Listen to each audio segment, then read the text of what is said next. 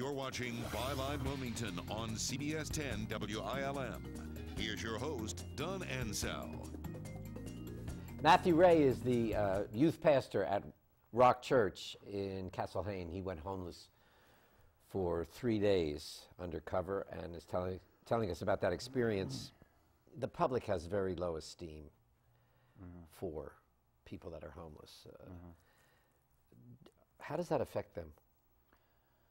I've got two specific incidents to mention. One is we were walking downtown at one point, and Cape Fear Academy or Cape Fear College was letting out, and as we were walking kind of against the sea of the crowd, I noticed, you notice a lot of looks, and no one even says hey to you. It's very much kind of keep at a distance, and that as limited as my experience was in that, I could see how that would very quickly become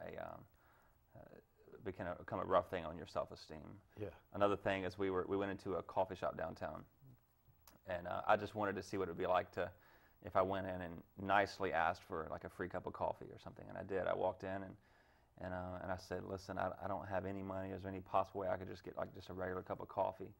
And the girl looks at me and she goes, okay. And so she gave me a cup of coffee, and there was like a line of people behind me. And then she comes up to me and she goes, look at me in the eyes.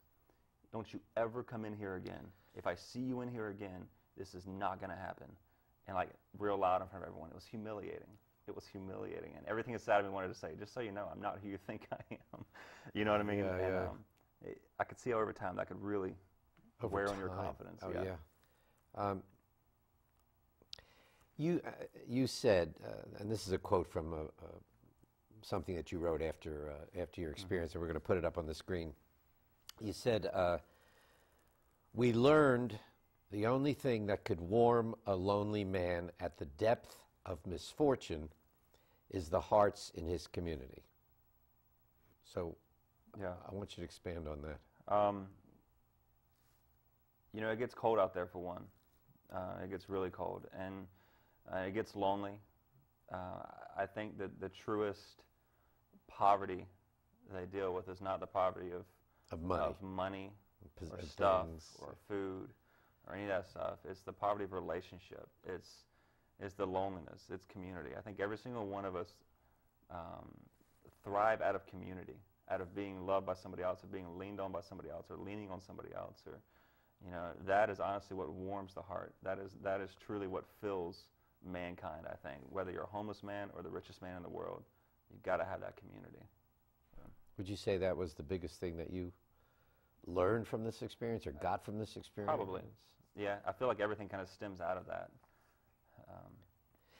You also said, and we'll put this quote up on the screen, this is another thing you wrote, it said, our brothers without homes are so generously loved by the same God who loves us.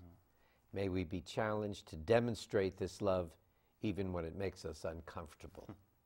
Yeah. Explain that more, or go into it. It's pretty self-explanatory. Yeah, when you read in the Bible, you see that Jesus had no place to lay his head. And when you look at that, and you realize that if in fact he was the Son of God, that he represented that well. He represented what it was like not to have things, not to have stuff.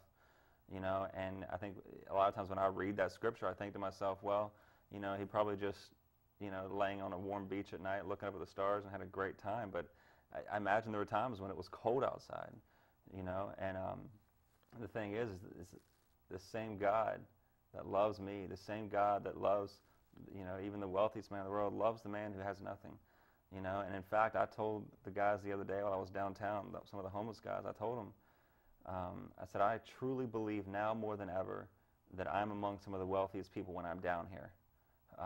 What do you mean? It's the wealth of their soul. It's the wealth of, they know, if you talk to them, the majority of them will tell you they have learned to understand what's important now.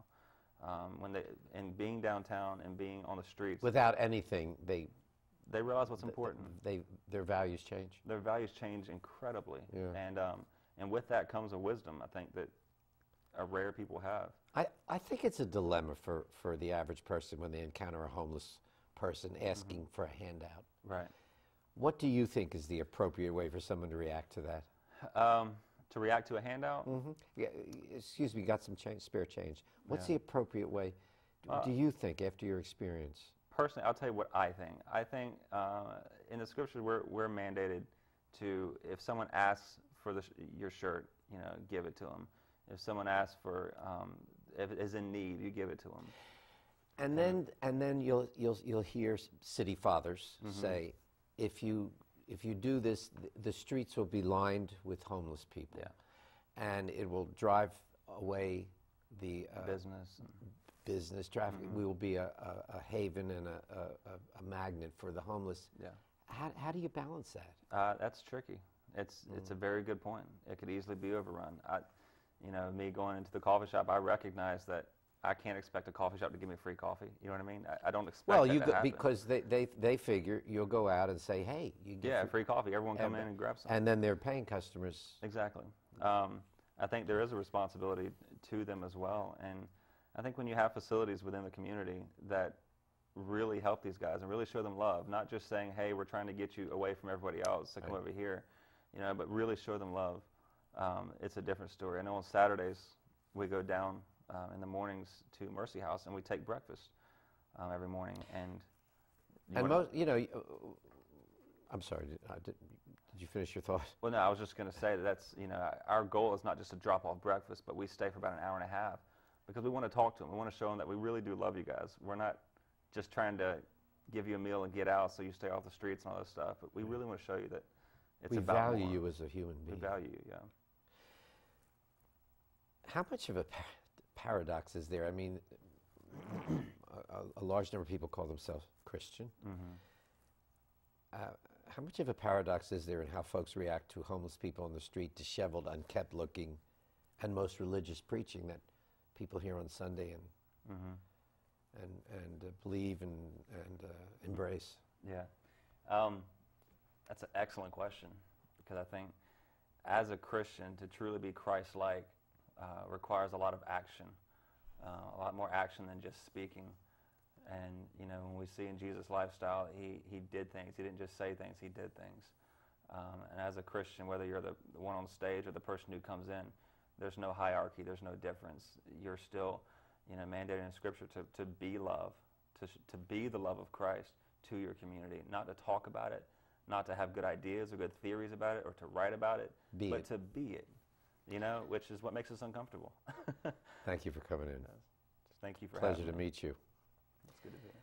Next week, the identical twin brothers, John and Ben David, will be joining us. They're also district attorneys in adjacent districts. We'll talk to them about their experience of being twins, their careers, and how they plan to change crime and law enforcement in the region.